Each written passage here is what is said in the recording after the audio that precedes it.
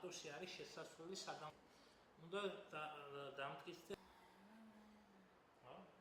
მაინდა-მაინც უნდა ეწეროს, რომ მერია ფუძნებელი პარტნიორი ეს უნდა დამტკიცებული. საკრებულო თუ აღარ იქნება, თქვენ ამბობთ, რომ მე გეუბნებით აპრიორი. ლოგიკურად უნდა მივყვეთ. ეს არის ჩვეულებრივად ცივილიზებულად.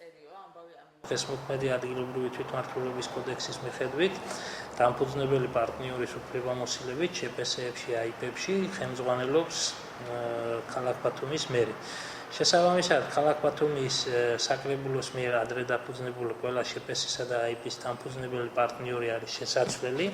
სადამფუძნებლო დოკუმენტაცია არის შესაძლებელი, შესაბამისად შესაძლებელია და დასამტკიცებელია ახალი წესდებები, ახალი სტრუქტურა, ახალი საშტატოები. სადღაც შესაძლებელია გაბერილი შტატები შემცირდეს, ან სადღაც შესაძლებელია უფრო პირიქით დაემატოს შტატები. მუნიციპალური საწარმოების ლიკვიდაცია, რეორგანიზაცია, დაფუძნება ასეთ საკითხებს მერის სარდგინებით ან გამგებლის სარდგინებით წყვიტავს თვითმმართველი მუნიციპალიტეტის საკრებულო.